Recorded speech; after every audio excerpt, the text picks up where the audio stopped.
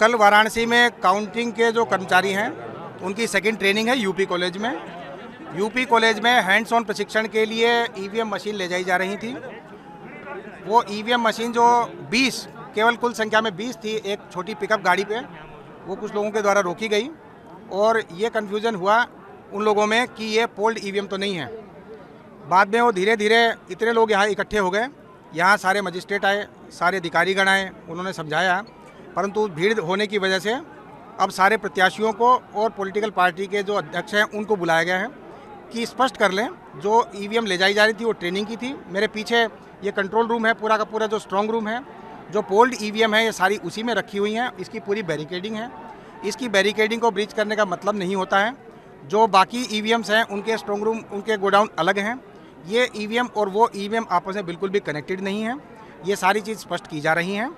यहाँ पे कुछ लोगों का आरोप है कि कुछ अधिकारियों ने सख्ती की, तो उसकी भी हम जांच करवा लेते हैं कि कोई सख्ती की बात हुई कि नहीं हुई। हालांकि यहाँ पे सारे लोग इकट्ठे हैं और बातचीत है। अब सारे प्रत्याशियों को बुलाया गया है और सारी जो मशीनें इलेक्शन के दिन गई थी जिनमें पोलिंग हुई है उस सब की लिस्ट उनको जो मेल से भेजी गई, आज दोबारा हार्ड कॉपी दी जा रही है। जो ये 20 मशीनें हैं ये अभी अलग ही हैं उस गाड़ी पे, उनके सारे नंबर उनके साथ मैच करवा के दिखा दिए जा रहे हैं कि ये मशीन उन लिस्ट में नहीं है जो पोल पे गई थी। ये प्रशिक्षण की मशीनें अलग होती हैं, प्रशिक्षण के नंबर हैं जिनके प्रशिक्षण पहले काउंटिंग के पोलिंग के दौरान हुए थे वही काउंटिंग के दौरान हो रहे हैं। कल के जो काउंटिंग है उसके बारे में अब हमने ये भी निर्णय ले लिया है कि कल की जो काउंटिंग है बिना ईवीएम के ही कर्मचारियों की करा दी जाएगी। मैं किसी डीएम का इसलिए नहीं मानूंगा, डीएम कौन होता है? अगर प्रमुख सचिव मुख्यमंत्री फोन करेगा, डीएम क्या कर सकता है? डीएम की क्या हैसियत है? ये फिर जो प्रत्याशी लड़ने रहे थे उनको आखिरकार डीएम ने क्यों नहीं बताया? डीएम अगर ये जवाब दे रहा है तो उस डीएम से पूछिए कि डीएम ये बताओ कि तुमने जो प्रत्याशी चुनाव लड़े थे उसके बारे में क्यों नहीं बताया उन प्रत्याशियों को? ये डीएम आखिरकार किसके नीचे काम कर रहे हैं? और बनारस जैसी पोस्टिंग किसी डीएम को मिली होगी, इस डीएम को मैं भी जानता हूं। जब पहली पोस्टिंग मैंने मुजफ्फरनगर दी थी, मैं नहीं जानता हूं ये डीएम कौन है, किसकी सिफारिश पे ये मुजफ्फरनगर पहली बार गया था। बेईमानी करा रहा है ये डीएम। और जवाब ये डीएम का कि ट्रेनिंग के लिए जा रहे हैं, तो आखिरकार पॉलिटिकल पार्टीज को क्यों नहीं जानकारी दी? क्या जवाब है उनके पास इसका? और जब बाकायदा गाइडलाइन लिखी हुई है यहां पर कि आप ईवीएम्स का मूवमेंट नहीं कर सकते, आप कैसे ईवीएम का मूवमेंट कर रहे हैं? आप पूछिए जिन्होंने दिया बयान। अरे भाई, मैं तो कह रहा हूं किसी आपने जो पॉलिटिकल चुनाव लड़ रहे हैं उनके बारे में क्यों नहीं बोल रहे हैं आप? और आप भी डीएम की बात को मानते हो? वो वर्जन इसलिए बोल रहे हैं क्योंकि सरकार एक भाषा बोलेगी, ऊपर से नीचे तक भाषा एक बोलेगी। आप बताइए, जब समाजवादी सरकार का चुनाव था, इलेक्शन कमीशन ने जो शिकायत की उस अधिकारी को हटाया गया? आज इलेक्शन कमीशन ने किसी अधिकारी को हटाया हो? एक अधिकारी अगर इलेक्शन कमीशन हटाया हो तो बता दो। मुझे कोई उम्मीद नहीं, इसीलिए मैं कह रहा हूं कि लोगों को लड़ना पड़ेगा। अगर लोकतंत्र बचाना है तो कहीं ना कहीं तैयारी करनी पड़ेगी लोकतंत्र बचाने के लिए। जो गाइडलाइन है, आज जो बैलेट पेपर पकड़े गए हैं सोनभद्र में, जो बैलेट पेपर पकड़े गए हैं आपके बरेली में, जिस तरह ईवीएम्स को ले आया जाता है, ये सवाल बड़ा है। अधिकारी वही भाषा बोलेंगे जो उनको बोलने के लिए सरकार कहेगी। वो नहीं चाहते कि ओम प्रकाश राजभर जी, क्या भूल गए? इलेक्शन कमीशन याद नहीं है? ओम प्रकाश राजभर जी नॉमिनेशन के लिए गए, इनको अपमानित नहीं किया गया? क्या प्रशासन कार्रवाई कर रहा था? स्वामी प्रसाद मौर्य जी के साथ क्या व्यवहार हुआ? कोई भूल जाएगा इन बातों को? और चुनाव भर में क्या भाषण थे, क्या भाषा का इस्तेमाल था?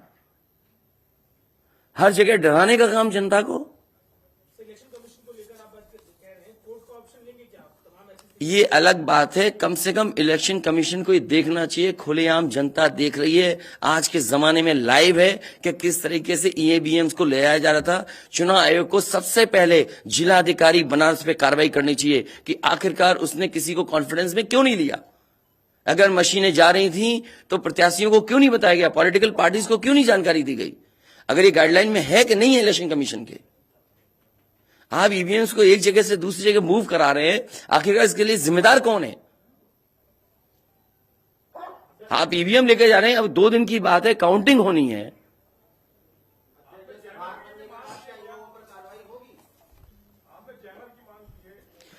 जैमर इसलिए कि कई लोग आशंका इस बात की व्यक्त कर रहे हैं कि हो सकता है कि टेक्नोलॉजी ऐसी हो जहां पर मैनिपुलेशन किया जा सके, इसलिए कहीं ना कहीं देखा जाना चाहिए इस बिंदु को भी। भारतीय जनता पार्टी के नेता लगातार कह रहे हैं कि ओम प्रकाश राजभर हो, स्वामी प्रसाद मौर्य हो, संजय चौहान हो, या जो कहें कि आपके साथ जो लोग आपके चुनाव में आपके साथ आए, आपके साथ चुनाव लड़े, उनको चुनाव नहीं जीतने देंगे, उनको चुनाव किसी भी कीमत पर हम हराएंगे। तो यही तो तरीका, जो लड़ रहे हैं उनके बेटे ही तो लड़ रहे हैं चुनाव, जहां की ईवीएम पकड़ी गई हैं। और भविष्यवाणी एग्जिट पोल में कैसे आ सकती है?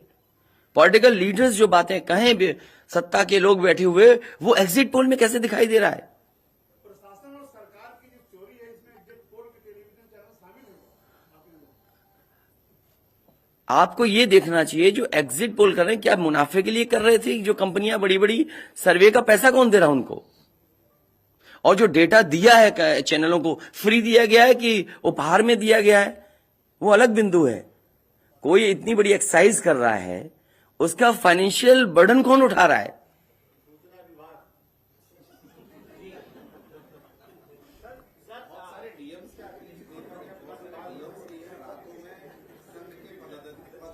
ये तो बातें, ये सच कह रहे हैं आप। जो बात, ये जो सवाल के रूप में जानकारी दे रहे हैं, ये सच्चाई है।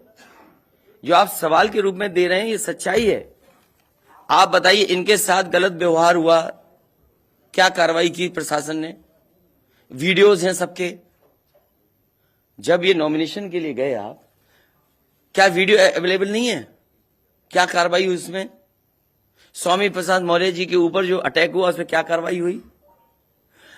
मेरे क्षेत्र में जो प्रत्याशी चुनाव लड़ने आया, तो उसने अपने आप अपनी गाड़ी तोड़ी, अपने आप गाड़ी तोड़ी खुद की, और आरोप लगाए समाजवादियों पर।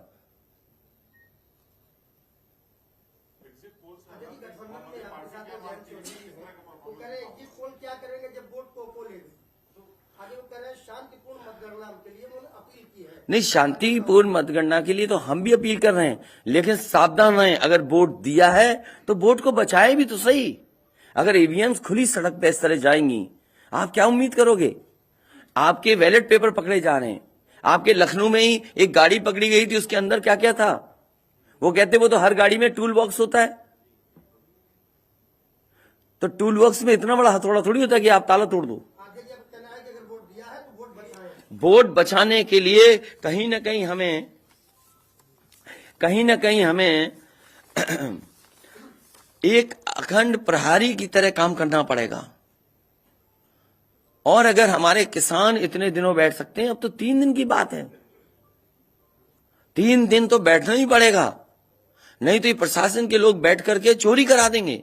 और मामूली चोरी है वोट की, ये लोकतंत्र के साथ है। लोगों को ये भूलना नहीं चाहिए आपके पड़ोसी देशों में क्या हो रहा है। इसलिए मैं ये भी गाइडलाइन पढ़ना चाहता हूं कि जो ईवीएम के मूवमेंट के लिए जो मुझे जानकारी मिली है, वो मैं आपसे पढ़ना चाहता हूं कि all polled EVMs and all reserve EVMs after the poll shall be under cover of arm police at all times. Reserve EVMs should also be returned at the same time when the polled EVMs are returned at the receipt center. Reserve EVMs shall not be kept in the strong room meant for polled EVMs. They shall be kept in another strong room meant for keeping reserve EVMs. It must be ensured that all reserve EVMs are also deposited in the strong room meant for reserve EVMs at the same time when the polled EVMs are deposited in the strong room meant for the polled EVMs. तो EVMs के लिए बिल्कुल clear कहा गया है कि कैसे क्या होना है। और भाई जांच भी कौन करेगा? अगर डीएम ही जांच करेगा तो क्या उम्मीद करोगे आप उसके लिए? इसके आगे जो पॉलिटिकल पार्टी हम तय करेंगे क्या करना है। अगर हमें कोर्ट का भी सहारा लेना पड़ेगा, लेकिन उससे पहले हम अपने पार्टी के कार्यकर्ता नेताओं और जो हमारे सच्चे पत्रकार, सच्चे पुलिस फोर्स में लोग हैं या वो लोग हैं, उनसे भी मेरी अपील होगी कि कम से कम लोकतंत्र को बचाने के लिए आगे आए। कोर्ट से पहले मैं आप लोगों के माध्यम से अपील करना चाहता हूं, ऐसे तमाम लोग जो लोकतंत्र को बचाना चाहते हैं वो कम से कम आगे आए।